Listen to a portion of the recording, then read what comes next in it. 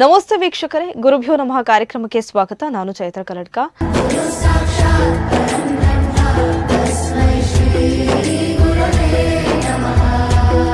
So ಇವತ್ತಿನ ಗುರುಭ್ಯೋ ನಮಃ ಕಾರ್ಯಕ್ರಮದಲ್ಲಿ ಶಿಕ್ಷಕರು ಅನ್ನುವಂಥದ್ದು ಒಂದು ವ್ಯಕ್ತಿಯ ಜೀವನದಲ್ಲಿ ಎಷ್ಟು ಇಂಪಾರ್ಟೆಂಟ್ ಆಗಿರುತ್ತೆ ಅನ್ನುವಂಥ ವಿಚಾರದ ಬಗ್ಗೆ ಹೆಚ್ಚಿನ ಮಾಹಿತಿಯನ್ನು ತಿಳ್ಕೊಳ್ಳೋಣ. ಸೊ ಇವತ್ತು ನಮ್ಮ ಕಾರ್ಯಕ್ರಮಕ್ಕೆ ಅತಿಥಿಯಾಗಿ ಬಂದಿರೋರು ಪ್ರದ್ಯುಮ್ನ ಉಪಾಧ್ಯಾಯ ಸರ್. ಸೊ ಇವರು ಶಿಕ್ಷಣದಲ್ಲಿ ಯಾವ ರೀತಿಯಾಗಿ ಕರ್ತವ್ಯವನ್ನು ನಿರ್ವಹಿಸ್ತಾ ಇದ್ದಾರೆ, ಸೊ ಎಷ್ಟು ವರ್ಷದಿಂದ ಈ ಒಂದು ವೃತ್ತಿಯನ್ನು ಮಾಡ್ತಾ ಇದ್ದಾರೆ ಶಿಕ್ಷಕರಾಗಿ, ಸೊ ಎಲ್ಲದನ್ನು ಅವರ ಜೊತೆ ಮಾತಾಡಿಕೊಂಡು ಬರೋಣ. ಮೊದಲಾಗಿ ಅವರನ್ನ ಕಾರ್ಯಕ್ರಮಕ್ಕೆ ಸ್ವಾಗತ ಮಾಡೋಣ. ಸರ್, ಕಾರ್ಯಕ್ರಮಕ್ಕೆ ಸ್ವಾಗತ. ಹೇಗಿದೆ ಸರ್? ದೇವರ ಮಟ್ಟಿಗೆ ಒಂದು ಆಶೀರ್ವಾದದಲ್ಲಿ ಒಳ್ಳೆಯ ರೀತಿಯಲ್ಲಿ ಶಿಕ್ಷಣವನ್ನು ಮಕ್ಕಳಿಗೆ ಕೊಡ್ತಾ ಇದ್ದೇನೆ. ಎಷ್ಟು ವರ್ಷ ಆಯಿತು ಸರ್ ಈ ಒಂದು ಶಿಕ್ಷಣದ ಫೀಲ್ಡ್ಗೆ ಬಂದು ಶಿಕ್ಷಕರಾಗಿ ಫೀಲ್ಡ್ಗೆ ಬಂದು ಸಾಧಾರಣ ಒಂದು 14 ವರ್ಷ ಆಗಿದೆ. 14 ವರ್ಷ ಆಗಿದೆ. ಒಂದು ಶಿಕ್ಷಕರೇ ಆಗಬೇಕು ಅಂತ ಹೇಳಿ ಯಾಕೆ ಅನಿಸ್ತು ನಿಮಗೆ? ಶಿಕ್ಷಕರೇ ಆಗಬೇಕು ಅಂತೇಳಿ ನನ್ನ ತಂದೆ ಒಬ್ಬರು ಆರ್ಟಿಸ್ಟ್, ಒಳ್ಳೆ ಹೆಸರು ಮಾಡಿದವರು, ಉಪಾಧ್ಯಾಯ ಮೂಡುಬೆಳ್ಳೆ ಅಂತ ಹೇಳಿ. ಅವರು ನ್ಯಾಷನಲ್ ಅವಾರ್ಡಿ ಟೀಚರ್. ಹಾಗೆ ಅವರು ತಂದೆಯವರು ಮೊದಲೊಂದು ಸಣ್ಣಿರುವಾಗ ಹೇಳ್ತಾ ಇದ್ರು, ಈ ಥರ ನಮ್ಮ ಇಂಡಿಯಾದಲ್ಲಿ ಈಗ ಒಂದು ಆ್ಯನಿಮೇಷನ್ ಅಂತ ಒಂದು ಫೀಲ್ಡ್ ಸ್ಟಾರ್ಟ್ ಆಗ್ತಾ ಇದೆ, ಅದಕ್ಕೆ ನೀನು ತೊಡಗಿಸ್ಕೊಂಡು ಮುಂದುವರೆದ್ರೆ ನಿಮಗೆ ಒಳ್ಳೆ ಫ್ಯೂಚರ್ ಇರ್ಬೋದು. ಸೊ ಆದಷ್ಟು ಅದಕ್ಕೆ ಸಂಬಂಧಪಟ್ಟ ಕೋರ್ಸನ್ನೆಲ್ಲ ಕಲಿತು ಅದರಲ್ಲಿ ಒಳ್ಳೆಯ ರೀತಿಯಲ್ಲಿ ಉದ್ಯೋಗವನ್ನು ಪಡಿ ಅಂತ ಹೇಳ್ತಾ ಇದ್ರು. ಹಾಗೆ ಅವರೊಂದು ಹೇಳಿದ ಒಂದು ಮಾತಿನ ನಾವೊಂದು ಸ್ಫೂರ್ತಿಯಾಗಿ ಇದೇ ಫೀಲ್ಡಿಗೆ ನಾವು ಬರಬೇಕಾಯಿತು. ಓಕೆ ಸರ್, ನಿಮ್ಮಲ್ಲಿ ಒಂದು ಪ್ರಶ್ನೆ, ಶಿಕ್ಷಣ ಅಂತ ಹೇಳಿದರೆ ನಿಮ್ಮ ಮಟ್ಟಿಗೆ ಏನು ಅಂತ? ಶಿಕ್ಷಣ ಅಂತ ಹೇಳಿದರೆ ಒಂದು ವಿದ್ಯಾರ್ಥಿಯನ್ನು ಸಮಾಜದಲ್ಲಿ ಒಳ್ಳೆಯ ರೀತಿಯಲ್ಲಿ ಬೆಳೆಸುವಂಥದ್ದು, ಒಳ್ಳೆಯ ದಾರಿಯಲ್ಲಿ ಬೆಳೆಸುವಂಥದ್ದು, ಅದು ಎರಡೂ ಕೂಡ ಮುಖ್ಯ ಆಗ್ತದೆ. ಸೊ ಶಿಕ್ಷಣ ಆಗಿರ್ಬೋದು, ಈ ಒಂದು ವಿದ್ಯಾರ್ಥಿ ಜೀವನದಲ್ಲಿ ಶಿಕ್ಷಣ ಮತ್ತು ಶಿಕ್ಷಕರ ಪಾತ್ರ ಹೇಗಿರಬೇಕು ಅಂತ ನಿಮ್ಮ ಕಲ್ಪನೆ? ವಿದ್ಯಾರ್ಥಿ ಜೀವನದಲ್ಲಿ ಶಿಕ್ಷಕರು ಹೇಗೆ ಅಂತ ಹೇಳಿದರೆ, ಮೊದಲಿಗ ತಾಯಿಯೇ ಮೊದಲ ಗುರು ಅಂತ ಹೇಳ್ತಾರೆ ಮಕ್ಕಳಿಗೆ. ಅದರ ನಂತರ ಬರುವಂಥ ಒಂದು ಹಂತ ಅಂತ ಹೇಳಿದರೆ ಇದು ಗುರುಗಳು ಒಳ್ಳೆಯ ರೀತಿಯಲ್ಲಿ ನಾವು ಶಿಕ್ಷಣವನ್ನು ಹೇಳಿಕೊಡ್ತೇವೆ. ಹೇಗೇನಂತ ಹೇಳಿದರೆ, ಈಗ ಶಾಲಾ ಅವಧಿಗಳಿರ್ಬೋದು, ಹೈಸ್ಕೂಲು, ಪ್ರೈಮರಿ ಹೈಸ್ಕೂಲು ಈ ರೀತಿ. ಹಾಗೆ ಒಂದು ಶಿಕ್ಷಣವನ್ನು ನಾವು ಒಂದು ರೀತಿಯಲ್ಲಿ ನಾವು ಅವರಿಗೆ ಬೋಧಿಸ್ತಾ ಹೋಗ್ತೇವೆ. ಮತ್ತು ಆ ಶಿಕ್ಷಣ ಅವರ ಜೀವನವನ್ನು ನಿರೂಪಿಸ್ತದೆ, ಅದರ ಮೇಲೆ ಡಿಪೆಂಡ್ ಆಗ್ತದೆ. ಮತ್ತು ಈ ಮಕ್ಕಳು ಕಲಿಯುವಾಗ ಅವರು ಕಲಿಯುವಂಥ ವಾತಾವರಣ, ಅವರು ಕಲಿಯುವಂಥ ಶಾಲೆಯು ಸಹ ಕೆಲವು ವಿಷಯಗಳಲ್ಲಿ ಇಂಪಾರ್ಟೆಂಟ್ ಎನಿಸ್ಕೊಳ್ತದೆ. ಓಕೆ ಸರ್, ಮೊದಲನೇದಾಗಿ ನಿಮ್ಮ ಹುಟ್ಟೂರನ್ನು ತಿಳ್ಕೊಳ್ಳುವ. ನೀವು ಹುಟ್ಟಿದ್ದು ಯಾವ ಊರಲ್ಲಿ? ನಾನು ಹುಟ್ಟಿದ್ದು ಉಡುಪಿಯಲ್ಲಿ ನಾನು ಹುಟ್ಟಿದ್ದು 1992ರಲ್ಲಿ. ಅದರ ನಂತರ ನಾನು 3ನೇ ಕ್ಲಾಸಿನವರೆಗೆ ಇಲ್ಲಿ ನಮ್ಮ ಮಂಗಳೂರಲ್ಲಿ ಬಂಟ್ವಾಳದಲ್ಲಿ ಕಲಿತಾ ಇದ್ದೆ. ಮತ್ತು 4ನೇ ಕ್ಲಾಸಿಂದ ನಾನು ಉಡುಪಿಯಲ್ಲಿ ಶಿಕ್ಷಣವನ್ನು ಕಂಟಿನ್ಯೂ ಮಾಡಿದೆ. ಅದರ ನಂತರ ನಾನು PUCಯಲ್ಲಿ ಸೈನ್ಸ್ ತಗೊಂಡ ನಂತರ ನಮಗೆ ಆವಾಗ ನನ್ನ ತಂದೆಯವರು ಹೇಳಿದರು, ಈ ರೀತಿ ಆ್ಯನಿಮೇಷನ್ ಕಲ್ತ್ಕೊಂಡ್ರೆ ಒಳ್ಳೆ ಆಪರ್ಚುನಿಟಿ ಇದೆ ಅಂತ ಹೇಳಿದರು. ಅದೇ ರೀತಿ ನಾನು PUC ಮಾಡ್ತಾ ಇರುವಾಗವೇ ನಾನು ಸೈಡಾಗಿ ಆವಾಗ ಏನಂದರೆ ಪ್ರೈವೇಟಾಗಿ ಕೆಲವು ಆ್ಯನಿಮೇಷನ್ ಸ್ಟುಡಿಯೋಗಳೆಲ್ಲ ಸ್ಟಾರ್ಟ್ ಆಗಿತ್ತು. ಅಲ್ಲಿ ಟ್ರೈನಿಂಗಿಗೆ ನಾನು ಪಾರ್ಟ್ ಟೈಮ್ ಆಗಿ ಹೋಗ್ತಾ ಇದ್ದೆ. ದಿನಕ್ಕೆ ಒಂದು 4-5 ಕ್ಲಾಸ್ ಆ ರೀತಿ ಹೋಗ್ತಾ ಇದ್ದೆ. ಯಾವಾಗ PUC ಕಂಪ್ಲೀಟ್ ಆಯಿತಾ ಆವಾಗ ನಾನು diploma in animation and visual effects ಅಂತ ಒಂದು ಕೋರ್ಸು ಮ್ಯಾಂಗ್ಳೂರ್ ಯೂನಿವರ್ಸಿಟಿಯಲ್ಲಿ ಸ್ಟಾರ್ಟ್ ಆಗಿತ್ತು. ಆವಾಗ ಸಾಧಾರಣ 2007ನೇ ಇಸ್ವಿ 6ನೇ ಇಸ್ವಿಯಲ್ಲಿ ಅಲ್ಲಿ ನಾನು ಡಿಪ್ಲೊಮಾ 3 ವರ್ಷವನ್ನು ಕಂಪ್ಲೀಟ್ ಮಾಡಿ ಮತ್ತೆ ನಾನು ಡಿಗ್ರಿ ಕೂಡ ಕಂಪ್ಲೀಟ್ ಮಾಡಿದ್ದೆ. ಡಿಗ್ರಿಯನ್ನು ಕಂಪ್ಲೀಟ್ ಮಾಡಿ ಮತ್ತು ನಾನು ಉಡುಪಿಯಲ್ಲೇ ಒಂದು ಸಾಚಿ ಇನ್ಸ್ಟಿಟ್ಯೂಟ್ ಆಫ್ ಮಲ್ಟಿಮೀಡಿಯಾ ಅಂತ ಒಂದು ಕಾಲೇಜಲ್ಲಿ ಸಾಧಾರಣ 2 ವರ್ಷ ನಾನು ಅಲ್ಲಿ ಲೆಕ್ಚರ್ ಆಗಿ multimedia animation and special effect ಕೋರ್ಸಿಗೆ ಲೆಕ್ಚರ್ ಆಗಿ ವರ್ಕ್ ಮಾಡಿದೆ. ಮತ್ತು ನಮಗೆ ಪೂಜ್ಯ ಕಾವಂದರಿಂದ ಕರೆ ಬಂತು, ನಮ್ಮ ಈ SDM ಕಾಲೇಜಲ್ಲಿ ಆ್ಯನಿಮೇಷನ್ ಕೋರ್ಸನ್ನು ನಮ್ಮ ITI ಸೆಕ್ಷನಲ್ಲಿ ಸ್ಟಾರ್ಟ್ ಮಾಡ್ತೇವೆ ಅಂತ ನಮಗೆ ಒಂದು ಕರೆಯೋಲೆ ಬಂತು. ಅದೇ ರೀತಿ ಅವರ ಒಂದು ಕರೆಯೋಲೆ ಪ್ರಕಾರ ನಾವು ನಮ್ಮ ಉಡುಪಿಯಲ್ಲಿರುವ ಕಾಲೇಜಿಂದ ನಾನು ಮತ್ತು ಅಲ್ಲಿರುವಂಥ ಈ ಆ್ಯನಿಮೇಷನ್ ಕೋರ್ಸಿಗೆ ಸಂಬಂಧಪಟ್ಟ ಏನೆಲ್ಲ ಎಕ್ವಿಪ್ಮೆಂಟ್ಸ್ ಇದೆ ಅದನ್ನೆಲ್ಲವೂ ನಮ್ಮ ಇಲ್ಲಿ SDM ಕಾಲೇಜಿಗೆ ಟ್ರಾನ್ಸ್ಫರ್ ಆಯಿತು. ಹಾಗೆ ನಾನು ಕೂಡ 2012ರಲ್ಲಿ SDM ಮಂಗಳಜ್ಯೋತಿ ITI ವಾಮಂಜೂರು ಅಲ್ಲಿ ನಾನು ಮೊದಲ ಸೇರಿದೆ. 2012ರಲ್ಲಿ. ತದಾದ ನಂತರ ಈಗ ನಾನು ಅದೇ ಕಾಲೇಜಲ್ಲಿ ಶಿಕ್ಷಣವನ್ನು ನೀಡ್ತಾ ಇದ್ದೇನೆ ಮಕ್ಕಳಿಗೆ. ಸೊ ಈಗಲೂ ಕೂಡ ಕಂಟಿನ್ಯೂ ಮಾಡ್ತಾ ಇದ್ದೆ, ಅಲ್ಲಿ ಶಿಕ್ಷಕರಾಗಿ ಕಂಟಿನ್ಯೂ ಮಾಡ್ತಾ ಇದ್ದೆ. ಸೊ ಮೊದಲನೇದಾಗಿ ಕೇಳಬೇಕಂತ ಹೇಳಿದ್ರೆ ಸರ್, ನಿಮಗೆ ಫಸ್ಟ್ ಅಂದರೆ ಒಂದು ಶಿಕ್ಷಕರಾಗಿ ನಿಮ್ಮ ಫಸ್ಟ್ ಎಕ್ಸ್ಪೀರಿಯನ್ಸ್ ಹೇಗಿತ್ತು? ಮಕ್ಕಳ ಜೊತೆ ನೀವು ಒಂದು ಪಾಠ ಮಾಡುವಂಥದ್ದಾಗಿರ್ಬೋದು, ನಿಮಗೆ ಹೊಸ ಅನುಭವ ಸ್ಟಾರ್ಟಿಂಗ್ ಸೇರ್ಕೊಳ್ಬೇಕಾದ್ರೆ. ಅದಕ್ಕಿಂತ ಮುಂಚೆ ನೀವು ಕಲಿತಾ ಇದ್ರಿ, ನೀವು ಕಲಿಯುವಂತಹ ಟೈಮಲ್ಲಿ ಆ ಶಿಕ್ಷಣ ಹೇಗಿತ್ತು, ನೀವು ಕಲಿಸುವಂತಹ ಟೈಮಲ್ಲಿ ಶಿಕ್ಷಣ ಹೇಗಿತ್ತು ಸರ್?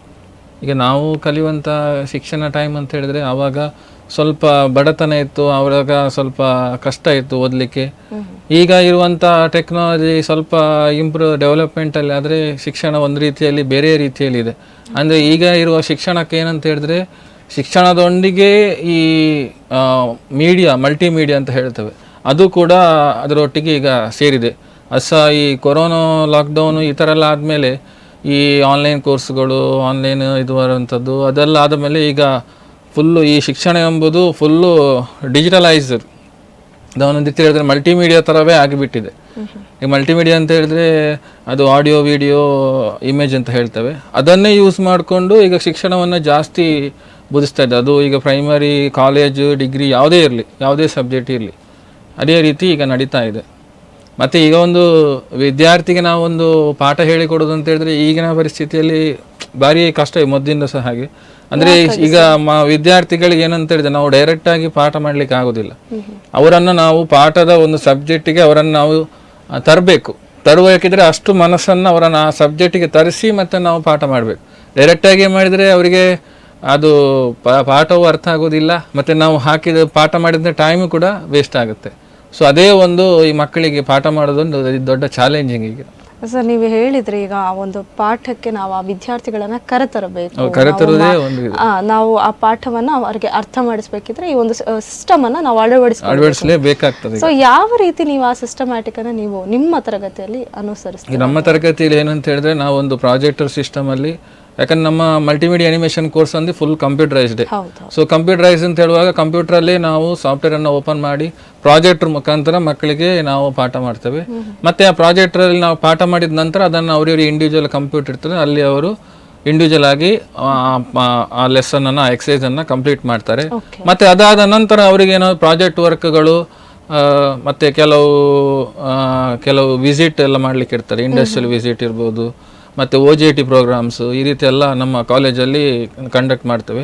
ಇದು is as per the government norms ಪ್ರಕಾರ ನಮ್ಮಲ್ಲಿ ಅಂದರೆ ಸಿಲೆಬಸ್ ಎಲ್ಲ ಇದೆ ಹಾಗೆ. ಸೊ ನಮ್ಮ ITಯಲ್ಲಿ ಏನಂತ ಹೇಳಿದ್ರೆ ಮಲ್ಟಿಮೀಡಿಯಾ ಅನಿಮೇಷನ್ ಕೋರ್ಸ್ ಅಂತ ಮೊದಲು ಇರಲಿಲ್ಲ. 2012ಕ್ಕೆ ಫಸ್ಟ್ ಸಿಲೆಬಸ್ ಗೌರ್ಮೆಂಟ್ ಸ್ಟಾರ್ಟ್ ಮಾಡಿದ್ದು.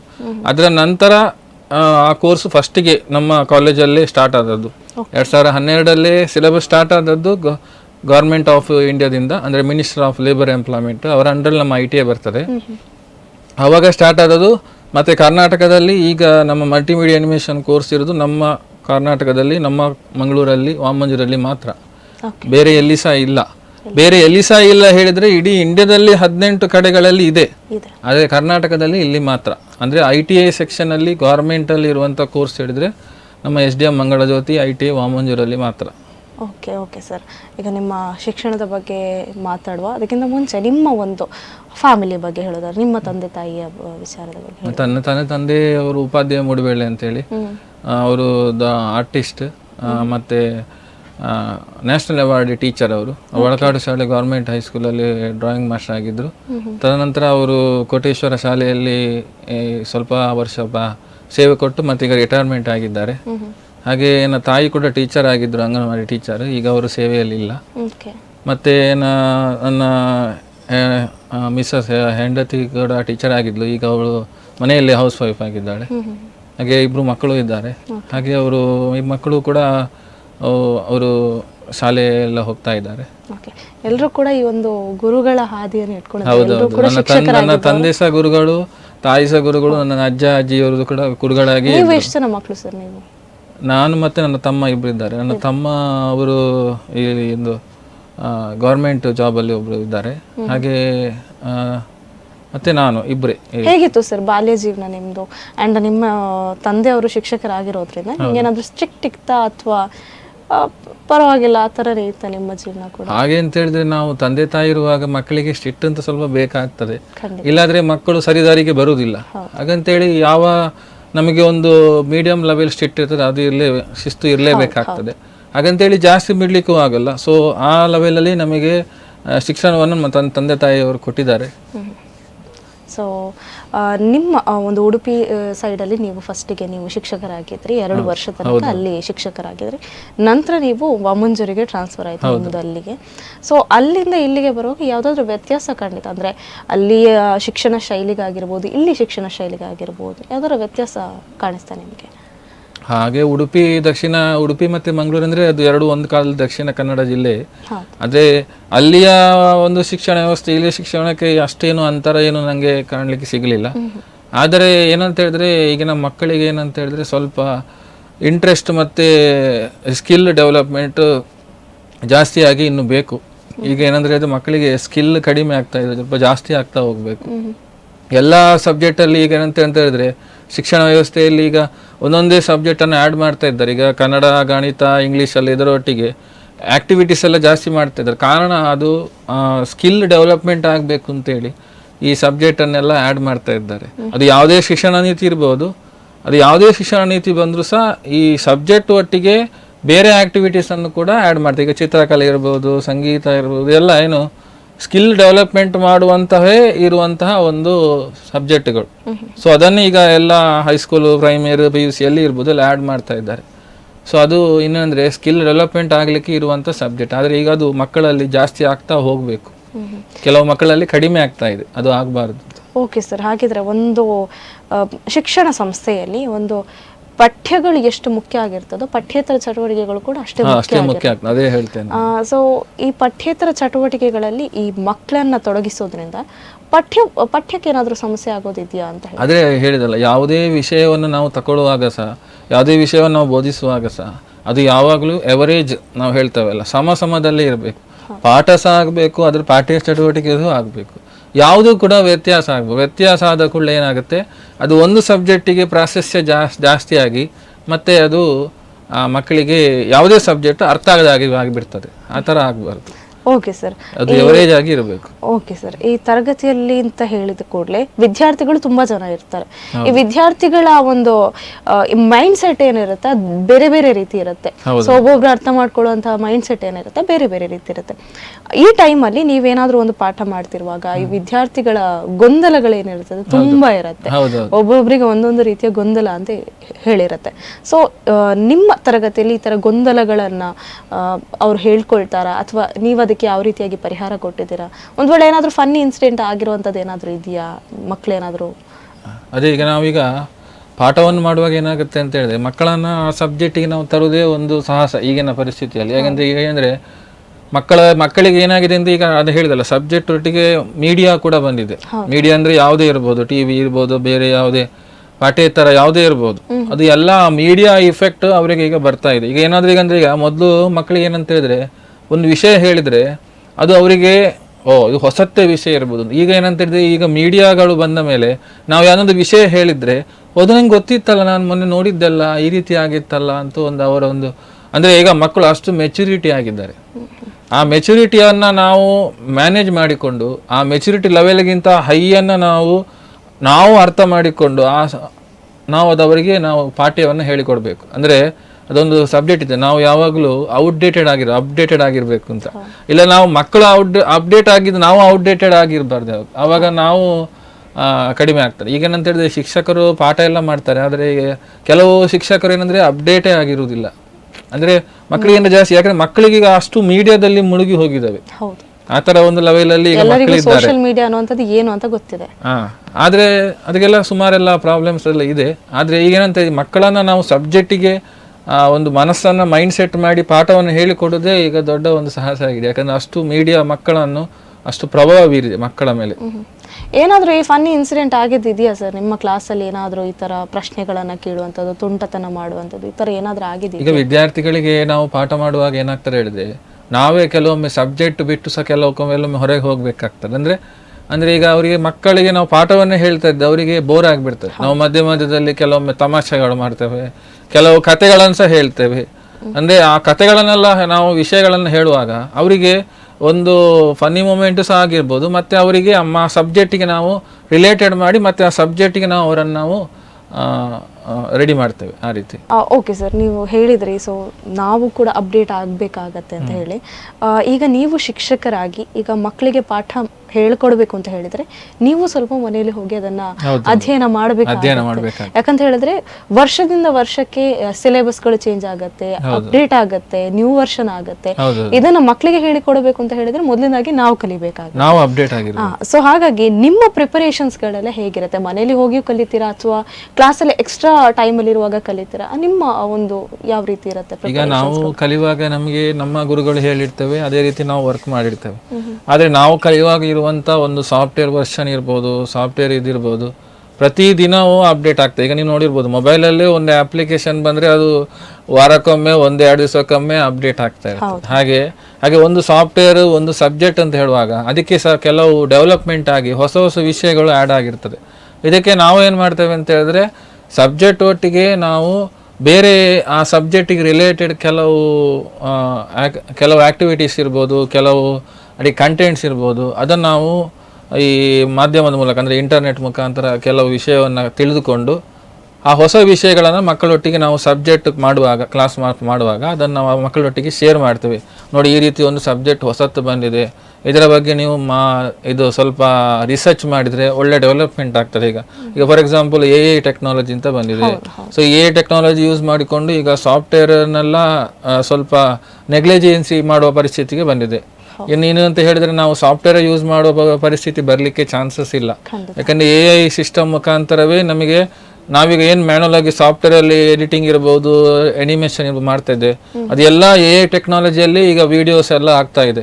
ಸೊ ಅದೆಲ್ಲ ಒಂದು ರೀತಿಯಲ್ಲಿ ಏನಂತ ಹೇಳಿದ್ರೆ ಇಸ್ ಅಪ್ಡೇಟೆಡ್ ಒಂದು ಮ್ಯಾಟರ್, ಅದು ಇನ್ಫಾರ್ಮೇಶನ್. ಸೊ ಅದನ್ನು ನಾವು ಮಕ್ಕಳೊಟ್ಟಿಗೆ ಎಲ್ಲ ಶೇರ್ ಮಾಡಿದ್ರೆ ಮಕ್ಕಳಿಗೆ ಸಹ ಗೊತ್ತಾಗುತ್ತೆ, ನೋಡಿ ಇದು ಹೊಸ ವಿಷಯ ಸರ್ ಹೇಳಿದ್ದಾರೆ, ಇದರ ಬಗ್ಗೆ ನಾವು ಸ್ವಲ್ಪ ಗೊತ್ತಿರಬೇಕು, ಇನ್ನು ಈ ರೀತಿ ಎಲ್ಲ ಡೆವಲಪ್ಮೆಂಟ್ ಆಗ್ತಾ ಇದೆ. ಹಾಗೆ ನಾವು ಒಂದು ವಿಷಯವನ್ನು ನಾವು ಅಪ್ಡೇಟೆಡ್ ಆಗಿ ನಾವು ಪಾಠವನ್ನು ಹೇಳಿಕೊಡ್ತೇವೆ. ಓಕೆ ಸರ್, ಈಗ ಮಕ್ಕಳಿಗೆ ಈಗ ಒಂದು ಪಾಠ ಹೇಳ್ಕೊಡುವಾಗ ಮಕ್ಕಳ ಕುತೂಹಲ ಅಂದರೆ ಕ್ಲಾಸಲ್ಲಿ ತರಗತಿಯಲ್ಲಿ ನಾವು ಪಾಠ ಹೇಳ್ಕೊಡ್ತಾ ಇರುವಾಗಲೇ ಮಕ್ಕಳಿಗೆ ಕುತೂಹಲಗಳೆಲ್ಲ ಜಾಸ್ತಿ ಬರ್ತದೆ. ಸೊ ನಿಮ್ಮದು ಟೆಕ್ನಿಕಲ್ ಫೀಲ್ಡ್ ಆಗಿರೋದ್ರಿಂದ, ಅನಿಮೇಷನ್ ಫೀಲ್ಡ್ ಆಗಿರೋದ್ರಿಂದ, ಸೊ ನಿಮ್ಮ ಒಂದು ಅವರ ಕುತೂಹಲಕ್ಕೆ ನಿಮ್ಮ ಆನ್ಸರ್ಗಳು ಹೇಗಿರುತ್ತೆ ನಿಮ್ಮ ಕ್ಲಾಸಲ್ಲಿ ಎಲ್ಲ ಅಂತ ಹೇಳಿ? ಈಗ ಕೆಲವು ವಿಷಯಗಳು ಮಕ್ಕಳ ಹತ್ರವೇ ಬರ್ತದೆ, ಈ ರೀತಿ ಸರ್ ಹೊಸ ವಿಷಯ ನನಗೆ ಗೊತ್ತಾಯಿತು, ಸೊ ಅದರ ಬಗ್ಗೆ ಏನು ಮಾಡೋದು ಅಂತ ಹೇಳುವಾಗ ನಾವೇನು ಮಾಡ್ತೇವೆ, ಮಕ್ಕಳಿಗೆ ಹೇಳ್ತೇವೆ, ನೀವು ಆ ವಿಷಯ ಬಗ್ಗೆ ನನಗೆ ಕರೆಕ್ಟಾಗಿ ನಮಗೆ ಫುಲ್ಲಾಗಿ ಗೊತ್ತಿಲ್ಲ, ಅದರ ಬಗ್ಗೆ ರಿಸರ್ಚ್ ಮಾಡಿ ನಿಮಗೆ ನೆಕ್ಸ್ಟ್ ಕ್ಲಾಸಲ್ಲಿ ನಾವು ಅದರ ಬಗ್ಗೆ ಹೇಳ್ತೇವೆ ಅಂತ ಹೇಳ್ತೇವೆ. ಮತ್ತು ನಾವು ನೆಕ್ಸ್ಟ್ ಕ್ಲಾಸಲ್ಲಿ ಅವರಿಗೆ ಅದನ್ನು ನಾವು ಎಕ್ಸ್ಪ್ಲೈನ್ ಮಾಡಿ ಹೇಳ್ತೇವೆ. ಓಕೆ ಸರ್, ಈಗ ಸಬ್ಜೆಕ್ಟ್ ಅಂತ ಹೇಳಿದ್ಮೇಲೆ ತುಂಬಾ ಸಬ್ಜೆಕ್ಟ್ಗಳಿವೆ. ಸೊ ನೀವು ಆನಿಮೇಷನ್ನೇ ಆಯ್ಕೆ ಮಾಡಿರೋದು ನಿಮ್ಮ ತಂದೆಯವರು ಹೇಳಿರೋದ್ರಿಂದ ನಿಮ್ಗೆ ಯಾವತ್ತಾದ್ರೂ ಅನ್ಸುತ್ತೆ ಸರ್ ಇದು ಬೇಡ ಇತ್ತು, ನಾನು ಬೇರೆ ಸಬ್ಜೆಕ್ಟಿಗೆ ಹೋಗ್ಬೋದಿತ್ತೇನೋ, ಬೇರೆ ಸಬ್ಜೆಕ್ಟನ್ನು ಟೀಚ್ ಮಾಡ್ಬೋದಿತ್ತೇನೋ ಅಂತ ಅನ್ಸುತ್ತೆ ನಿಮ್ಗೆ ಯಾವತ್ತು? ಈಗ ಆ್ಯಕ್ಚುಲಿ ಏನಂತ ಹೇಳಿದ್ರೆ, ಈಗ ಇಂಡಿಯಾದಲ್ಲಿ ಅನಿಮೇಷನ್ ಸ್ಟಾರ್ಟ್ ಆಗಿ ಬಂದದ್ದೇ 2006-07 ಇಂದ. ಅದರ ಮೊದಲು ಅನಿಮೇಷನ್ ಅಂತ ಫೀಲ್ಡ್ ಇಂಡಿಯಾದಲ್ಲಿ ಇರಲಿಲ್ಲ.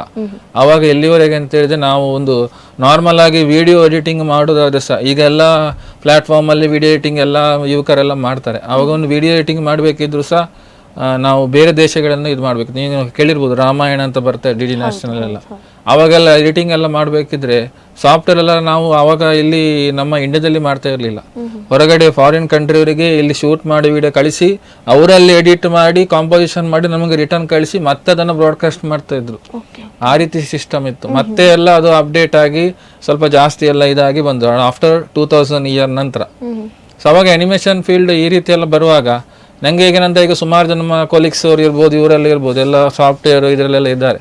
ಆದರೆ ಅದರಲ್ಲಿ ಏನಂತ ಹೇಳಿದ್ರೆ, ಈಗ ಅನಿಮೇಷನ್ ಸಬ್ಜೆಕ್ಟಿಗೂ ನೀವು ಸಾಫ್ಟ್ವೇರ್ ಅಥವಾ ಬೇರೆ ಏನಾದರೂ ಸಬ್ಜೆಕ್ಟ್ ತಗೊಂಡ್ರು ಸಹ ನಿಮಗೆ ಇಲ್ಲಿ ಕೆಲಸ ಮಾಡಿದ್ರು ನಿಮಗೆ ಸಂಪಾದನೆ ಆಗ್ತದೆ, ಇದು ಎಲ್ಲವೂ ಆಗ್ತದೆ, ನಿಮಗೆ ಆ ಮನಸ್ಸಿಗೆ ಖುಷಿ ಅಂತ ಇರುವುದಿಲ್ಲ, ನಮಗೊಂದು ತೃಪ್ತತೆ ಅಂತ ಇರುವುದಿಲ್ಲ. ಅದು ನಿಮಗೆ ಅಧ್ಯಾಪಕರಾಗಿದ್ದರೆ ಮಾತ್ರ ನಿಮಗೆ ಆ ತೃಪ್ತತೆ.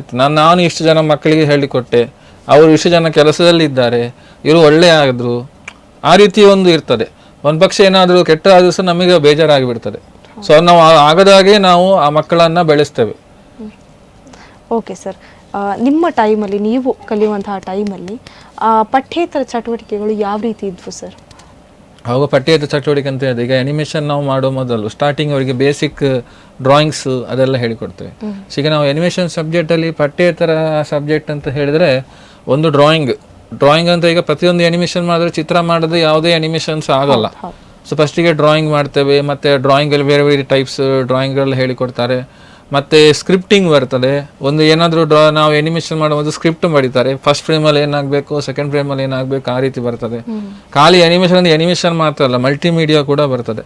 ಈಗ ವಿಜುವಲ್ ಎಫೆಕ್ಟ್ಸ್ ಅಂತ ಬರ್ತದೆ. ವಿಜುವಲ್ ಎಫೆಕ್ಟ್ಸಲ್ಲಿ ನೋಡಿರ್ಬೋದು ಗ್ರೀನ್ ಸ್ಕ್ರೀನ್ ಎಡಿಟಿಂಗ್ ಅಂತ ಬರ್ತದೆ. ಗ್ರೀನ್ ಸ್ಕ್ರೀನ್ ಅಂದರೆ ಈಗ ಎಲ್ಲ ಕಡೆ ಸ್ಟುಡಿಯೋದಲ್ಲಿ ಎಲ್ಲ ಕಡೆ ಗ್ರೀನ್ ಸ್ಕ್ರೀನ್ ಯೂಸ್ ಮಾಡ್ತಾರೆ. ಗ್ರೀನೇ ಯಾಕೆ ಯೂಸ್ ಮಾಡ್ತೇವೆ ಅಂತ ಹೇಳಿದ್ರೆ, ಗ್ರೀನ್ ಅಂದರೆ is represents plants colour. Blue colour use ಮಾಡ್ತಾರೆ ಫಿಲ್ಮ್ ಅಲ್ಲೆಲ್ಲ. ಬ್ಲೂ ಯಾಕೆ ಅಂತ ಹೇಳಿದ್ರೆ ರೆಪ್ರೆಸೆಂಟ್ ಸ್ಕೈ ಕಲರ್ ಆದ ಕಾರಣ ಬ್ಲೂ ಅನ್ನ ಯೂಸ್ ಮಾಡ್ತಾರೆ. ಸೊ ಇದೆಲ್ಲ ಏನಂತ ಹೇಳಿದ್ರೆ, ನಾವು ಅನಿಮೇಷನ್ ಸಬ್ಜೆಕ್ಟ್ ಒಟ್ಟಿಗೆ ಪಾಠ್ಯೇತರ ಸಬ್ಜೆಕ್ಟ್ ಅಂದ್ರೆ ಇದೆ. ಈ ಡ್ರಾಯಿಂಗ್, ಸ್ಕ್ರಿಪ್ಟ್ ಬರೆಯುವಂಥದ್ದು, ಮತ್ತೆ ಸ್ಟೋರಿ ಬೋರ್ಡ್ ಅಂತ ಬರ್ತದೆ.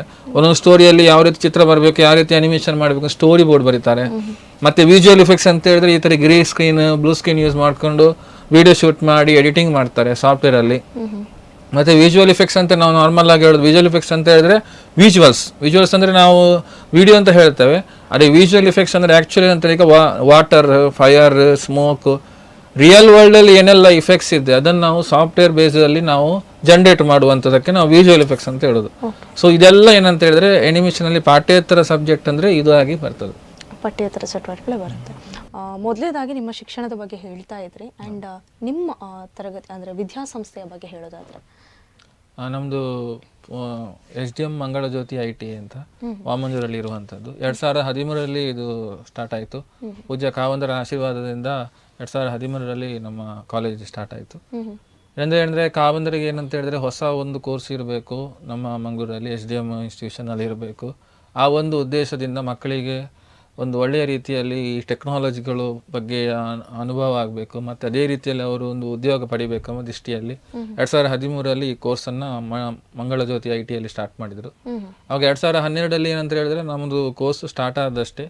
ಅದೇ ಆ ಕೋರ್ಸಿನ ಸಿಲೆಬಸ್ ಥರ ಇದೆ. ಆ ಸಿಲೆಬಸ್ ಗೌರ್ಮೆಂಟ್ ನಾಮ್ಸ್ ಪ್ರಕಾರ ಸಿಲೆಬಸ್ ಅಂತ ಬರ್ತದೆ ITಯಲ್ಲಿ. ಸೊ ಈ IT ಅಂತ ಹೇಳಿದ್ರೆ ಇಂಡಸ್ಟ್ರಿ ಟ್ರೈನಿಂಗ್ ಇನ್ಸ್ಟಿಟ್ಯೂಟ್ ಅಂತೇಳಿ. ಆವಾಗ ನಾನು ಬರುವಾಗ ನಮ್ಮ ಆ ಸಮಯದಲ್ಲಿ 2012ರಲ್ಲಿ ಈ ಪ್ರೈವೇಟ್ ಆಗಿ ಸುಮಾರು ಅನಿಮೇಷನ್ ಕೋರ್ಸ್ಗಳನ್ನು ಹೇಳಿಕೊಡುವ ಕಾಲೇಜುಗಳಿದೆ. ಆದರೆ ಯಾವುದು ಕೂಡ ಗೌರ್ಮೆಂಟ್ ಅಂಡರಲ್ಲಿ ಅಥವಾ ಬೇರೆ ಯಾವುದೋ ಬೋರ್ಡ್ ಅಂಡರಲ್ಲಿ ಇರಲಿಲ್ಲ. ಮತ್ತೆ ಎಲ್ಲ ಅದರ ನಂತರ ಎಲ್ಲ ಯೂನಿವರ್ಸಿಟಿ, ಈಗ ಅಂದರೆ ಯೂನಿವರ್ಸಿಟಿಯಲ್ಲಿ ಲೆವೆಲಲ್ಲಿ ಕೂಡ ಮ್ಯಾಂಗ್ಳೂರ್ ಯೂನಿವರ್ಸಿಟಿಯಲ್ಲಿ ಸಮೇತ ಈ ಕೋರ್ಸ್ಗಳಿದೆ. ಅದಾದ್ರೂ ಡಿಗ್ರಿ ಆಗತ್ತಾರೆ ಇದೆ, ಆಳ್ವಾಸಲ್ಲಿ ಇದೆ, ಹಾಗೆಲ್ಲ ಇದೆ. ಅದೇ ITA ಬೋರ್ಡಲ್ಲಿ ಬೇಸಲ್ಲಿ ನಿಮಗೆ ಅನಿಮೇಷನ್ ಕೋರ್ಸ್ ಇರೋದು ಕರ್ನಾಟಕದಲ್ಲಿ ನಮ್ಮ ಕಾಲೇಜಲ್ಲಿ ಮಾತ್ರ. ಆವಾಗ ಏನಂತ ಹೇಳಿದ್ರೆ ಸಿಲೆಬಸ್ ಪ್ರಕಾರ ನಾವು ಕ್ಲಾಸಸ್ಸನ್ನು ಕಂಡಕ್ಟ್ ಮಾಡಿದ್ದೇವೆ. ನಮ್ಮ ಕಾಲೇಜಲ್ಲಿ ನಮ್ಮ ಕೋರ್ಸ್ ಪ್ರಕಾರ 2-3 ಸಬ್ಜೆಕ್ಟ್ ಬರ್ತದೆ. ಥಿಯರಿಟಿಕಲ್, ಪ್ರಾಕ್ಟಿಕಲ್, ಮತ್ತೆ ಅವ್ರಿಗೆ ಇಂಗ್ಲೀಷ್ ಅಂತ ಬರುತ್ತೆ. ಪ್ರಾಕ್ಟಿಕಲ್ ಎಲ್ಲ ನಾವು ನಮ್ಮ ಪ್ರಾಜೆಕ್ಟ್ ಮುಖಾಂತರ ಪಾಠ ಮಾಡಿ ಅವರಿಗೆ ಇಂಡಿವಿಜುವಲ್ ಸಿಸ್ಟಮ್ ಕಂಪ್ಯೂಟರ್ ಇದೆ, ಅದರಲ್ಲಿ ಅವರು ಪ್ರಾಕ್ಟೀಸನ್ನು ಮಾಡ್ತಾರೆ. ಹಾಗೆ ನಮ್ಮ ಕಾಲೇಜಲ್ಲಿ ಇನ್ಬಿಲ್ಟ್ ಆಗಿ ಸ್ಟುಡಿಯೋ ಇದೆ, ಗ್ರೀನ್ ಮತ್ತು ಬ್ಲೂ ಸ್ಕ್ರೀನ್ ಎಡಿಟಿಂಗ್ ಅಂತೇಳಿ.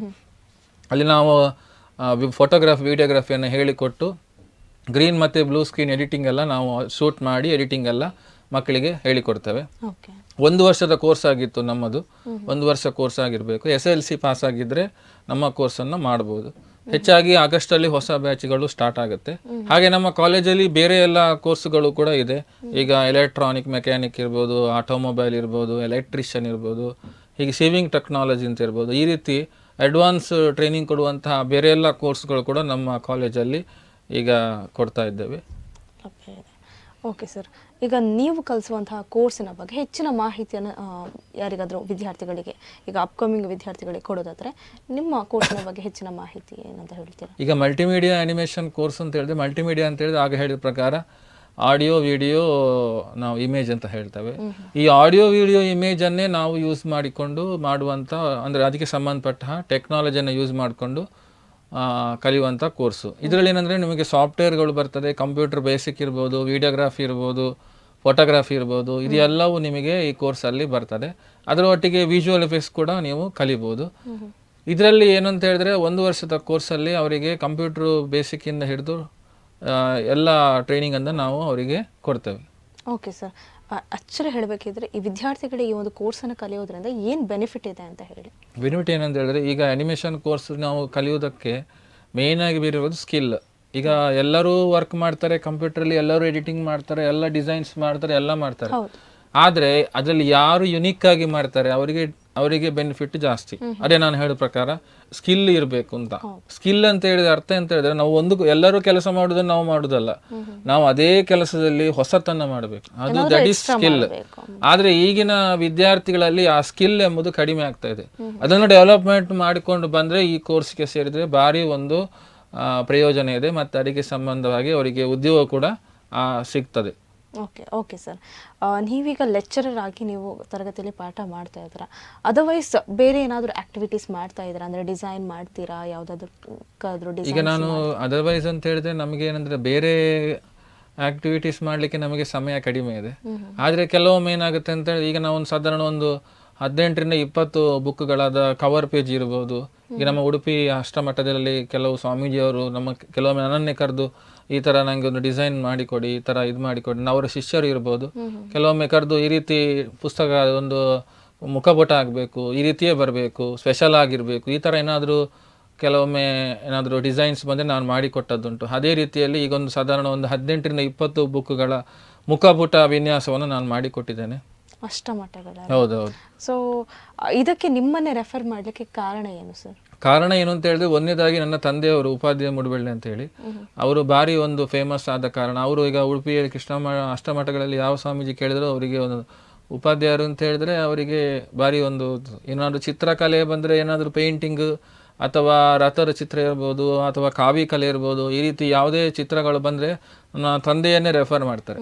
ಹಾಗೆ ಇವರ ತಂದೆಯವರ ಮಗ ಅಲ್ಲ, ಇವರು ಈಗ ಗೊತ್ತಿರ್ಬೋದು ಅಂತ ಹೇಳಿ ಇವರಿಗೆ ಸ್ವಲ್ಪ ಒಳ್ಳೆ ಗೊತ್ತಿದೆ ಅಂತೇಳಿ ನನ್ನ ಹತ್ರವೇ ಕೆಲವೊಮ್ಮೆ ಡಿಸೈನ್ಸಿಗೆ ಬಂದದ್ದು ಉಂಟು. ಓಕೆ ಸರ್, ಈಗ ನಿಮ್ಮ ತಂದೆಯವರು ಅಂದರೆ ಡ್ರಾಯಿಂಗಲ್ಲಿ ಒಳ್ಳೆ ನ್ಯಾಷನಲ್ ಅವಾರ್ಡ್ ಸಿಕ್ಕಿರೋದ್ರಿಂದ, ಸೊ ನಿಮಗೆ ಚಿಕ್ಕ ವಯಸ್ಸಿಂದಲೂ ಆಸಕ್ತಿ ಇತ್ತಾ ಈ ಡ್ರಾಯಿಂಗ್ಸಲ್ಲೆಲ್ಲ? ನಿಮಗೆಲ್ಲ ಕಲಿಸಿ ಕೊಡ್ತಿದ್ರಾ? ನಮಗೆ ಸಣ್ಣ ವಯಸ್ಸಲ್ಲಿ ನನ್ನ ತಂದೆಯವರು ಈ ಚಿತ್ರಕಲೆ ಬಗ್ಗೆ ಸುಮಾರಾಗಿ ನಮಗೆ ಟ್ರೈನಿಂಗ್ ಅನ್ನು ಕೊಟ್ಟಿದ್ದಾರೆ. ಕೆಲವೊಮ್ಮೆ ಏನಂದ್ರೆ ಅವರು ಚಿತ್ರಕಲೆಯನ್ನು ಅಂದ್ರೆ ಈಗ ಅವರು ಈ ರಥದ ಚಿತ್ರವನ್ನು ಮಾಡ್ತಾರೆ, ಕಾವ್ಯ ಚಿತ್ರವನ್ನು ಮಾಡ್ತಾರೆ, ಮತ್ತೆ ರಂಗೋಲಿ ಬಿಡಿಸ್ತಾರೆ. ರಂಗೋಲಿ ಅಂತ ಹೇಳಿದ್ರೆ ನಾವು ಚುಕ್ಕಿ ರಂಗೋಲಿ ಅಲ್ಲ, ಫಿಗರ್ ಹಾಕಿ ದೇವರ ರಂಗೋಲಿ ಕೂಡ ಬಿಡಿಸ್ತಾರೆ. ಈ ರೀತಿ ನಾವು ಚಿತ್ರವೆಲ್ಲ ಇವರನ್ನು ಅವರೊಟ್ಟಿಗೆ ನಾವು ಹೋಗಿ ಅವರ ಒಂದು ಚಿತ್ರ ಮಾಡುವಾಗ ನಾವು ಅವರೊಟ್ಟಿಗೆ ಸೇರಿದ್ದು, ಮತ್ತೆ ಅವರು ಅಲ್ಲಿ ಮಾಡುವಾಗ ನಾವು ಅವರೊಟ್ಟಿಗೆ ಸೇರಿಕೊಂಡು ಕೆಲವು ಚಿತ್ರಗಳನ್ನು ಕಲ್ತದ್ದು ಕೂಡ ಇದೆ.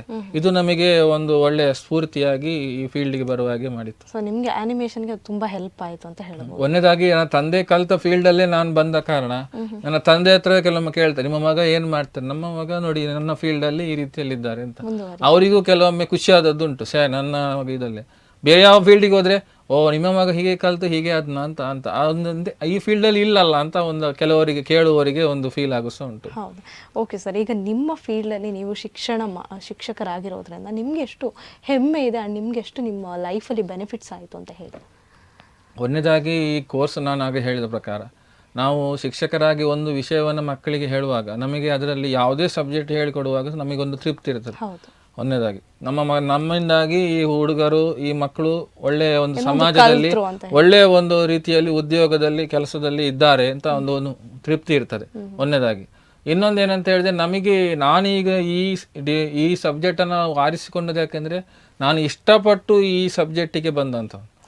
ನಾನು ಹೆಚ್ಚಾಗಿ ಖಾಲಿ ಟೀಚಿಂಗ್ ಅಂತಲ್ಲ, ಸಾಧಾರಣ ಇದೊಂದು 2-3 ತಿಂಗಳು 6 ತಿಂಗಳು ನಾನು ಕಂಪನಿಯಲ್ಲಿ ವರ್ಕ್ ಮಾಡಿ ಬಂದಿದ್ದೇನೆ ಇದರ ಮಧ್ಯದಲ್ಲಿ. ಆವಾಗ ನಮಗೆ ಕಂಪನಿಯಲ್ಲಿ ಸಹ ಇದೇ ಸಬ್ಜೆಕ್ಟನ್ನು ನಾವೀಗ ಎನಿಮೇಷನ್ ಸಂಬಂಧಪಟ್ಟ ಸ್ಟುಡಿಯೋಗಳಿದೆ, ಕೆಲವು ಚಾನಲ್ಸ್ ಇದೆ, ಎಲ್ಲ ಕಡೆ ವರ್ಕ್ ಮಾಡ್ಬೋದಿತ್ತು. ಅಲ್ಲಿ ಸಹ ಕೆಲವು ದಿವಸ ವರ್ಕ್ ಮಾಡಿ ನಾವು ಇಲ್ಲಿ ಬಂದಿದ್ದೆ. ಆದರೆ ನಾನು ಶಿಕ್ಷಣಕ್ಕೆ ಯಾಕೆ ಬಂದೆ ಅಂತೇಳಿ, ನನ್ನ ತಂದೆ ತಾಯಿ ಇವರೆಲ್ಲ ಅಧ್ಯಾಪಕರಾಗಿ ಟೀಚರ್ ಆಗಿ ವರ್ಕ್ ಮಾಡ್ತಾ ಇದ್ರಲ್ಲ, ಅದೇ ರೀತಿ ನನಗೆ ಅದು ಸಹ ಒಂದು ಸ್ಫೂರ್ತಿ. ನನಗೆ ಇದೇ ಸಬ್ಜೆಕ್ಟಲ್ಲಿ ಒಂದು ಲೆಕ್ಚರ್ ಆಗಿಯೇ ವರ್ಕ್ ಮಾಡಬೇಕು ಅಂತ ಒಂದು ಮನಸ್ಸಿತ್ತು. ಅದೇ ರೀತಿ ನನಗೆ ಒಳ್ಳೆಯ ಅವಕಾಶಗಳು ಸಿಕ್ಕಿತ್ತು. ಅದಕ್ಕೆ ನಾನು ಈ ಸಬ್ಜೆಕ್ಟನ್ನೇ ತಗೊಂಡು ಶಿಕ್ಷಕರಾಗಿ ಮುಂದುವರಿಸ್ತಾ ಇದ್ದೆ. ಓಕೆ ಸರ್, ಈಗ ಈ ಶಿಕ್ಷಕರಾಗಿರೋದ್ರಿಂದ ಶಿಕ್ಷಕರಿಗೆ ಒಂದು ಸಾಮಾನ್ಯವಾಗಿ ಒಂದು ಹವ್ಯಾಸ ಇರುತ್ತೆ.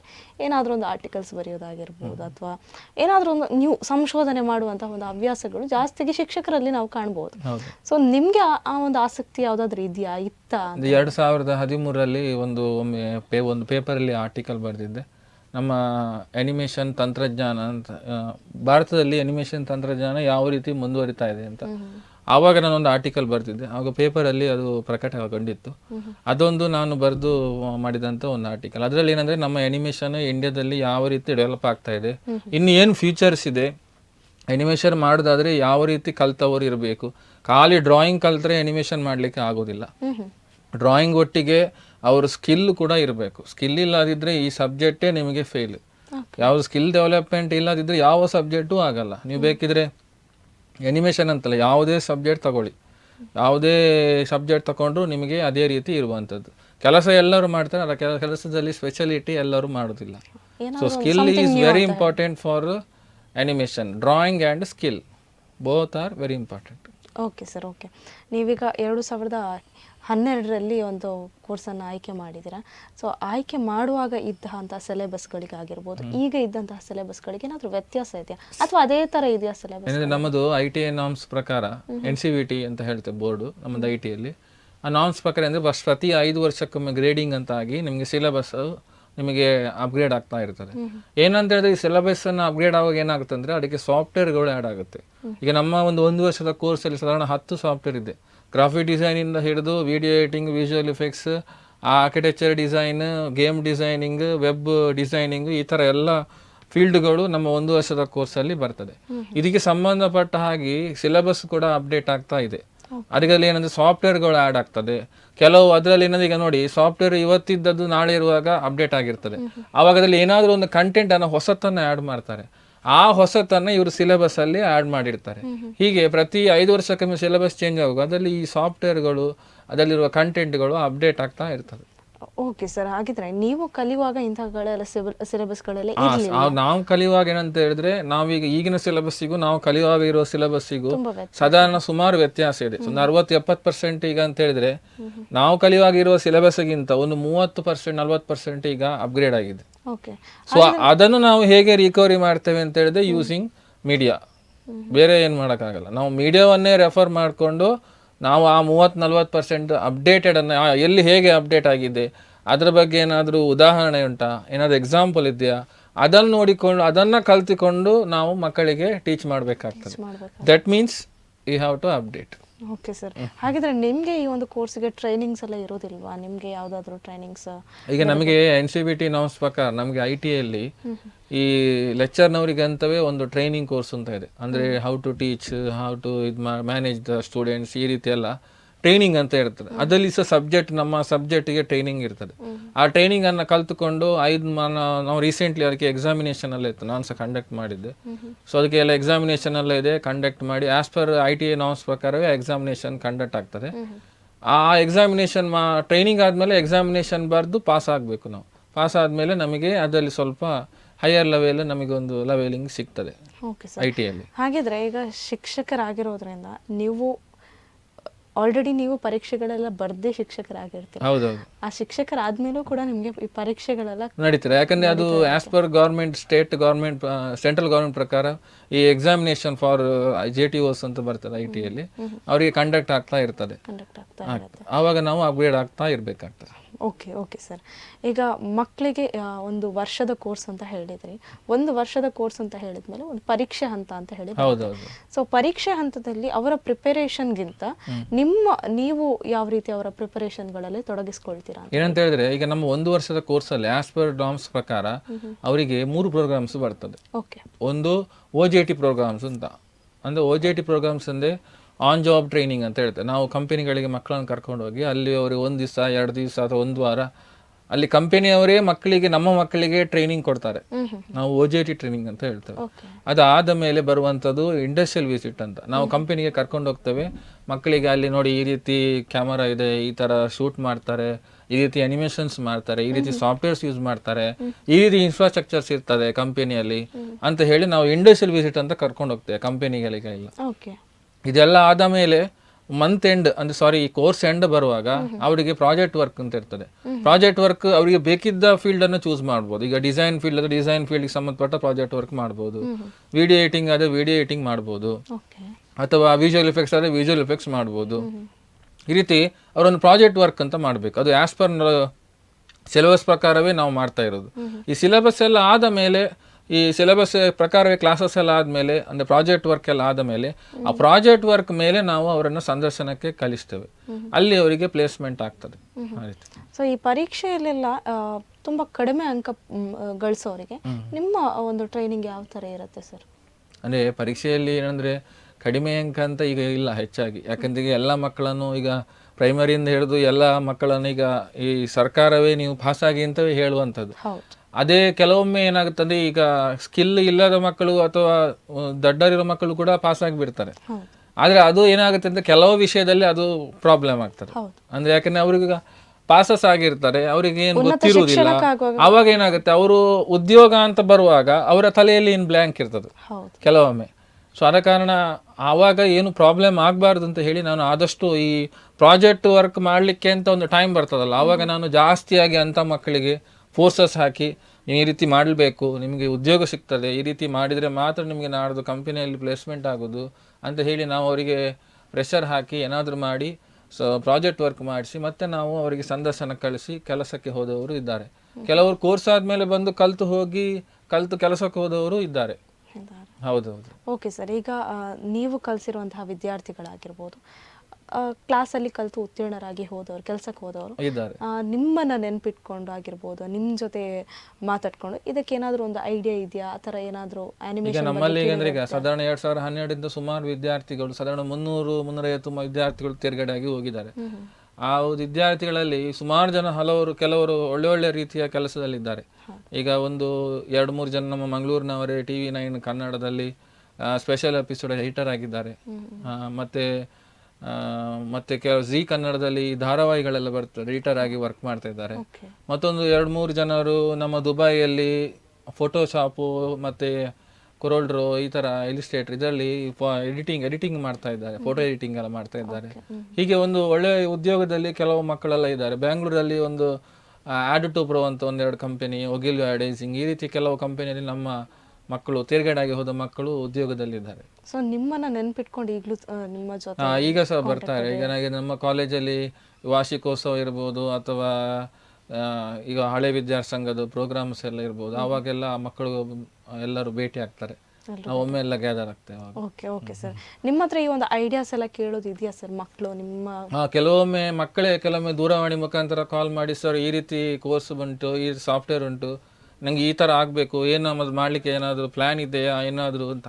ಕೆಲವೊಮ್ಮೆ ನಾವು ಫೋನಲ್ಲೇ ಈ ರೀತಿ ಮಾರೆ ಈ ಥರ ಮಾಡಿದ್ರೆ ಬರ್ತಾರೆ ಅಂತ ಹೇಳ್ತೇವೆ, ಇಲ್ಲ ನಾವು ಸಜೆಷನ್ ಕೊಡ್ತೇವೆ, ಈ ರೀತಿ ಇಂಟರ್ನೆಟ್ಟಲ್ಲಿ ಸರ್ಚ್ ಮಾಡಿದರೆ ನಿಮಗೆ ಇದರ ಮುಖಾಂತರ ಕಲಿಬೋದು, ಈ ಥರ ಒಂದು ಸ್ಪೆಷಲ್ ಇದಿದೆ, ಈ ನಿಮಗೆ ವೆಬ್ಸೈಟಲ್ಲಿ ಒಳ್ಳೆ ರೀತಿ ನಿಮಗೆ ಅದರ ಬಗ್ಗೆ ಟ್ರೈನಿಂಗ್ ಸಿಗ್ತದೆ ಅಂತ ನಾವು ಒಂದು ಸಜೆಷನ್ ಕೊಟ್ಟು ಅವರು ರಿಕವರಿ ಆದ ಸಹ ಉಂಟು ಕೆಲಸದ ವಿಷಯದಲ್ಲಿ. ಓಕೆ ಸರ್, ಸೊ ನಿಮ್ಮ ಪ್ರಕಾರ ಈ ಮಕ್ಕಳಿಗೆ ಕಲಿಸುವಂತಹ ಶಿಕ್ಷಕರ ಮನಸ್ಥಿತಿ ಹೇಗಿರಬೇಕು ಸರ್? ಮಕ್ಕಳಿಗೆ ನಾವು ಶಿಕ್ಷಣ ಕಲಿಸುವಾಗ ನಮ್ಮ ಪರ್ಸನಲ್ ಲೈಫಲ್ಲಿ ಏನೆಲ್ಲ ಇದೆ ಅದನ್ನೆಲ್ಲ ನಾವು ಸೈಡ್ ಇಡಬೇಕಾಗ್ತದೆ. ಯಾಕಂದ್ರೆ ನಾವು ಪರ್ಸನಲ್ ಲೈಫನ್ನು ನೆನಪಿಸಿಕೊಂಡು ಮಕ್ಕಳಿಗೆ ನಾವು ಪಾಠ ಮಾಡಿದರೆ ಅದು ಮಕ್ಕಳಿಗೂ ಅರ್ಥ ಆಗಲ್ಲ. ಮಕ್ಕಳಿಗೂ ಇವರು ಸರ್ ನಿನ್ನೆ ಒಂದು ರೀತಿಯಲ್ಲಿದ್ದರು, ಇವರು ಒಂದು ರೀತಿಯಲ್ಲಿದ್ದಾರೆ, ಆ ರೀತಿ ಅವರಿಗೆ ಒಮ್ಮೆ ನಾವು ಅವರಿಗೆ ಡೌಟ್ ಬಂದರೆ ಮತ್ತೆ ಅವರು ನಮ್ಮ ಪಾಠವನ್ನು ಕೇಳೋದಿಲ್ಲ. ಸೊ ನಾವು ಯಾವಾಗಲೂ ವಿದ್ಯಾರ್ಥಿಗಳಿಗೆ ಪಾಠ ಮಾಡುವಾಗ ನಮ್ಮ ಪರ್ಸನಲ್ ಲೈಫು, ಪರ್ಸನಲ್ ಟೆನ್ಷನ್ ಎಲ್ಲ ಸೈಡಿಗೆ ಇಟ್ಟು ನಾವು ಮೈಂಡ್ ಫ್ರೀ ಆಗಿ, ಮಕ್ಕಳ ಮೈಂಡ್ ಕೂಡ ಫ್ರೀ ಮಾಡಿಸಿ ಅವರಿಗೆ ನಾವು ಪಾಠವನ್ನು ಹೇಳ್ಕೊಡ್ಬೇಕಾಗ್ತದೆ. ನಿಮ್ಮ ಕ್ಲಾಸಲ್ಲಿ ನೀವು ಯಾವುದಾದ್ರೂ ವಿಷಯಕ್ಕೆ ಗದರಿರುವಂಥದ್ದು ಏನಾದರೂ ವಿಷಯ ಇದೆಯಾ ಸರ್? ಯಾವುದಾದ್ರೂ ಒಂದು ದಿವಸ ಇದೆಯಾ ಗದರಿರುವಂಥದ್ದು ಮಕ್ಕಳಿಗೆ? ಅಂದರೆ ಮಕ್ಕಳಿಗೆ ಬೈಯುವಂತಹ ಒಂದು ಏನಾದರೂ ಪರಿಸ್ಥಿತಿ ಬಂದಿದೆ? ಮಕ್ಕಳಿಗೆ ನಾವು ಬೈತೇವೆ, ಬೈಯುವುದಕ್ಕೆ ಮಕ್ಕಳು ಬೈಲಿದ್ರೆ ಯಾವುದೇ ವಿಷಯಕ್ಕೂ ಅವರು ಸರಿಯಾಗುವುದಿಲ್ಲ. ಹಾಗೆಲ್ಲ ಅತಿರೇಕಕ್ಕೆ ಹೋದ್ರೆ ನಾವು ಅದನ್ನ ಆ ರೀತಿ ನಾವು ಮಾಡ್ಲಿಕ್ಕೆ ಬಿಡುದು ಸಹ ಇಲ್ಲ. ಸೊ ನಾವು ಆದಷ್ಟು ಮಕ್ಕಳಿಗೆ ಆ ರೀತಿ ಆಗಬಾರ್ದು ಅಂತ ಹೇಳಿ ಸಜೆಷನ್ ಕೊಟ್ಟೆ ನಾವು ಆದಷ್ಟು ಅವರನ್ನ ಸರಿದಾರಿಗೆ ತರಲಿಕ್ಕೆ ಟ್ರೈ ಮಾಡ್ತೇವೆ. ಓಕೆ ಸರ್, ನಮ್ಮ ಕಾರ್ಯಕ್ರಮದ ಕೊನೆಯ ಹಂತವಾಗಿ ಮುಂದಿನ ವಿದ್ಯಾರ್ಥಿಗಳಿಗೆ ಅವರ ಭವಿಷ್ಯಕ್ಕೆ ಏನು ಹೇಳಿಕ್ಕೆ ಇಷ್ಟಪಡ್ತೀರಾ? ಮುಂದಿನ ವಿದ್ಯಾರ್ಥಿಗಳು ಏನಂತ ಹೇಳಿದ್ರೆ, ಈಗ ಏನಂತ ಹೇಳಿದ್ರೆ ಮಕ್ಕಳಿಗೆ ನಾವು ಇರುವಾಗ ಕಲಿಯುವಾಗ ಇದ್ದಂತಹ ಒಂದು ಟೆಕ್ನಾಲಜಿ ಮತ್ತು ನಮ್ಮ ಸಬ್ಜೆಕ್ಟ್ ಈಗ ಭಾರಿ ಒಂದು ವ್ಯತ್ಯಾಸ ಇದೆ. ಅಂದರೆ ಈಗ ಇರುವಂತಹ ಸಿಲೆಬಸ್ ಸಬ್ಜೆಕ್ಟ್ ಇರ್ಬೋದು, ಭಾರಿ ಒಂದು ದೊಡ್ಡದಾಗಿದೆ, ಅದೇ ಆ್ಯಡ್ ಆಗ್ತಾ ಇದೆ. ಎಲ್ಲ ಟೆಕ್ನಾಲಜಿ ಏನು ವಿಷಯಗಳು ಆ್ಯಡ್ ಆಗ್ತಾ ಇದೆ. ಆ ವಿಷಯವನ್ನು ನಾವು ಆದಷ್ಟು ಕಲ್ತ್ಕೊಳ್ಬೇಕು. ಕಲಿಯೋ ಒಟ್ಟಿಗೆ ಈಗ ಮೀಡಿಯಾಗಳು ಸುಮಾರಿದೆ, ಅದರ ಪ್ರಯೋಜನವನ್ನು ಪಡಿಸ್ಕೊಂಡ್ರೆ ಇನ್ನೂ ಕ್ಲಿಯರ್ ಆಗಿ ಆ ಸಬ್ಜೆಕ್ಟ್ಗಳು ಅರ್ಥ ಆಗ್ತದೆ, ಅದರ ಪ್ರಯೋಜನ ಕೊಡಬೇಕು. ಎರಡೂ ಕೂಡ ಈಕ್ವಲೆಂಟ್ ಆಗಿ ಇರಬೇಕು. ನಮ್ಮ ಸಬ್ಜೆಕ್ಟು ಯೂಸ್ ಮಾಡಬೇಕು, ಟೆಕ್ನಾಲಜಿ ಸಂಬಂಧಪಟ್ಟ ಮೀಡಿಯಾ ಕೂಡ ನಾವು ಯೂಸ್ ಮಾಡಬೇಕು. ಎರಡನ್ನೂ ಒಟ್ಟಿಗೆ ಯೂಸ್ ಮಾಡಿಕೊಂಡು ಸ್ಕಿಲ್ಲನ್ನು ಡೆವಲಪ್ ಮಾಡಿಕೊಂಡು ಒಳ್ಳೆಯ ಹೊಸ ವರ್ಕ್ಗಳನ್ನು ಮಾಡಿದರೆ ಮಾತ್ರ ನಾವು ಒಳ್ಳೆಯ ರೀತಿಯಲ್ಲಿ ಒಳ್ಳೆಯ ಕಂಪನಿಯಲ್ಲಿ ಒಳ್ಳೆಯ ಉದ್ಯೋಗದಲ್ಲಿ ನಾವು ಮುಂದುವರಿಬೋದು. ಓಕೆ ಸರ್, ನಮ್ಮ ಕಾರ್ಯಕ್ರಮದಲ್ಲಿ ಬಂದು ಇಷ್ಟು ಹೊತ್ತು ನಮ್ಮ ಜೊತೆ ನಿಮ್ಮ ಒಂದು ಲೈಫ್, ನಿಮ್ಮ ಶಿಕ್ಷಣದ ಜೀವನದ ಬಗ್ಗೆ ಸಂಪೂರ್ಣವಾದ ಮಾಹಿತಿಯನ್ನು ಕೊಟ್ಟಿದ್ದೀರಾ. ಸೊ ಹೇಗೆ ಅನಿಸ್ತು ನಮ್ಮ ಕಾರ್ಯಕ್ರಮಕ್ಕೆ ಬಂದು?